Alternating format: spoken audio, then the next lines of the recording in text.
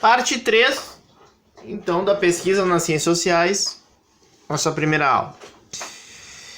Construção de indicadores. Como a gente já estava debatendo ali nos vídeos anteriores, existem conceitos complexos nas ciências sociais, que eles precisam de uma, entre aspas, tradução para o mundo empírico, tá? Os chamados indicadores. Então, a variedade desses indicadores ela é bastante grande nas ciências sociais. Vocês podem ter uma enorme variedade na pesquisa de vocês. Segundo Kevin Campenham, a construção de um conceito consiste, por conseguinte, em definir as dimensões que o constituem e, em seguida, precisar os seus indicadores, graças aos quais estas dimensões poderão ser medidas. Vamos a um exemplo bem clássico para nós? Vocês estudaram Marx, correto? Marxismo, de maneira geral. A teoria, os livros. Mas, dentro da teoria, houve conceitos. Um conceito que se utiliza é o conceito de classe social. Tá? Contudo, esse conceito, ele tem indicadores de maneira diversa. Vocês sabem disso. Inclusive, eu debato muito sobre isso, assim. Às vezes a gente simplifica demais a ideia de classe social no Brasil. Porque a classe social no Brasil, ela pode ter uma discussão mais vinculada ao marxismo tradicional, né, de uma ocupação profissional, naquele sentido, se é proletário, se não é. Também tem uma questão de renda, uma questão de escolaridade. Bourdieu faz toda uma discussão sobre isso, né, sobre o pertencimento de classes sociais, acho que até mesmo na França.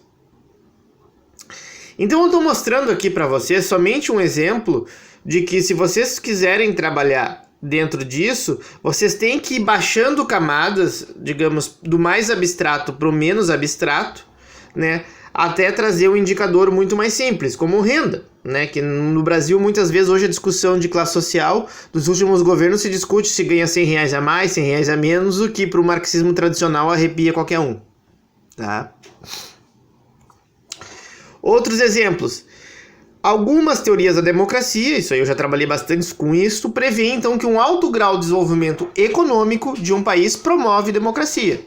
Tá? Existe uma polêmica sobre isso. Alguns acham que não é bem assim.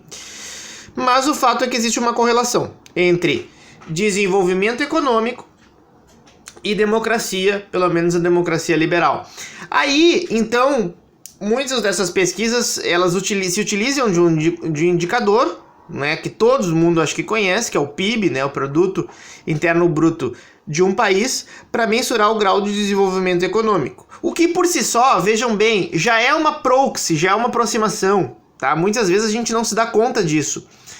Que esses indicadores não mensuram diretamente. Tu não pode dizer que o desenvolvimento econômico de um país é essencialmente o seu PIB. Isso do ponto de vista de vários problemas, é equivocado. Até porque o PIB tem vários problemas conceituais. Quando a gente estuda ele mesmo em macroeconomia, a gente sabe, né? Por exemplo, a renda informal não está ali.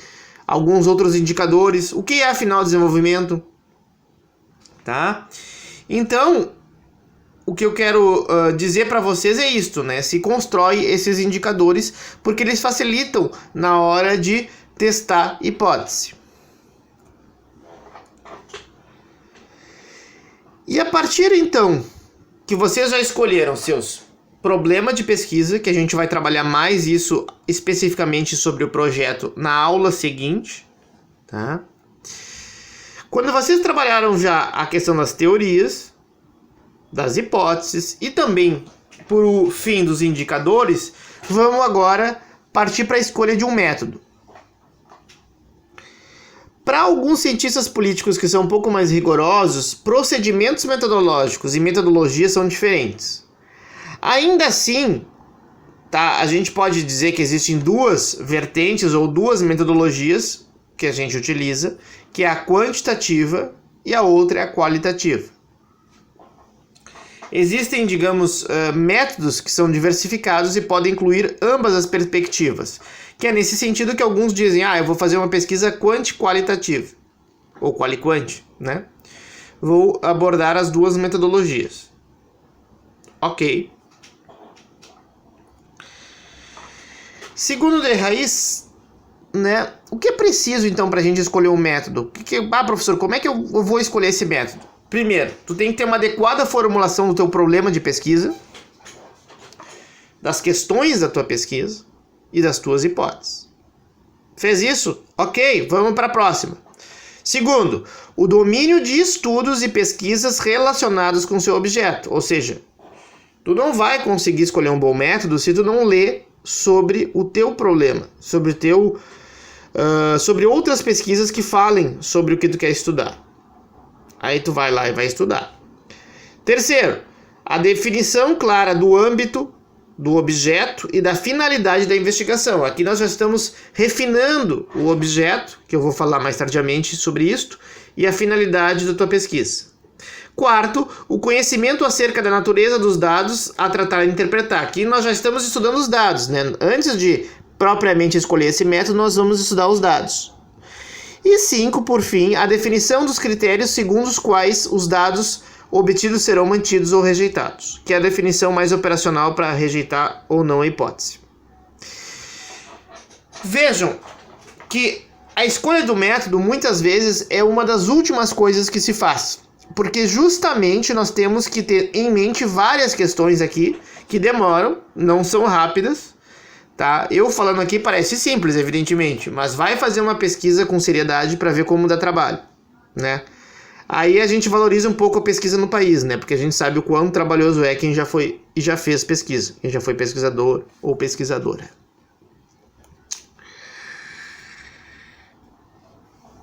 Em geral, tá, pessoal? Nas ciências sociais, a antropologia trabalha com métodos mais qualitativos, principalmente com essa ideia de campo, de ida a campo.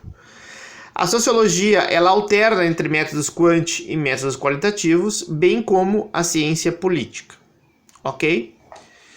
Não que a antropologia não possa utilizar métodos quantitativos, não é isto, mas é que é bem mais incomum em relação à sociologia e aos trabalhos da ciência política. Estudo de caso. Quando quero abarcar um fenômeno microsocial, quero conhecer muitas das relações sociais. Ou seja, o estudo de caso, ele é aquele que avalia, né, a totalidade, a gente chama assim, né? Claro que não é a totalidade, mas é como se fosse isto, né, das relações sociais ali dentro de um grupo, tá? Em geral, combina tanto os procedimentos quantitativos como qualitativos. Não é necessariamente uma etnografia, mas pode ela ser utilizada para fazer um estudo de caso. Uma coisa importante, quando tu fazes um estudo de caso e pensa o estudo de caso, ele não é generalizável, ou seja, não é aplicável a outros casos, por isso o estudo de caso. Então, muitas vezes ele serve para testar teorias mais no sentido específico, né, de adentrar, ou seja, de ver as conexões que mostrem aquelas relações sociais, que mostrem, né, com profundidade, com desenvolvimento, o porquê e como funciona aquele problema de pesquisa. Depois nós temos um estudo comparativo. Ele é clássico nas ciências sociais, né? Durkheim faz esse uso em Um Suicídio. Ele não é uma simples somatória de casos, tá? Ele não é... Até porque isso aí não é possível. Comparar é diferente de pegar um monte de estudo de caso. Nem tudo é para ser comparável, né? Como eu sempre digo, exemplo, faz sentido comparar um sistema de transporte entre Erechim ou entre aqui uma cidade como o Alasca? Não, porque as condições são totalmente diversas, de população, enfim. Então isso vocês têm que observar quais, digamos assim, os benefícios da comparação.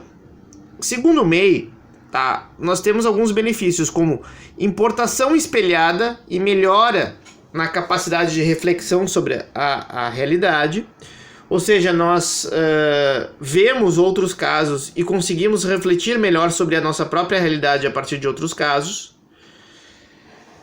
Nós conseguimos gerar melhores explicações de alguns fenômenos, tá? Por exemplo, se a gente comparar talvez escolas, né, cidades com melhores escolas, com melhores indicadores de ensino, talvez tenha um mercado de trabalho mais diferenciado, mais produtivo, mais desenvolvido. Nós podemos melhorar as teorias, tá? Por exemplo, na ciência política comparada, na política comparada, houve várias pesquisas a respeito que comparavam sistemas eleitorais e a qualidade da representação política. E isto só foi feito e só foi possível mediante várias comparações entre vários países. Um exemplo que vocês tiveram comigo em aula é da Arend-Liebhardt. Nós temos também uma capacidade de previsão, tá? Isso aí é uma coisa que se discute bastante em teoria nas relações internacionais, que muitas vezes alguns países retardatários, quando eles vão sofrer alguns processos, por exemplo, a urbanização e consequente êxodo rural, fazem com que algumas coisas se repitam, né? Mas que aquilo já ocorreu em alguns países. Então, sabendo de alguns problemas enfrentados, a gente pode sim conseguir melhorar alguns processos perante essa análise. Ok?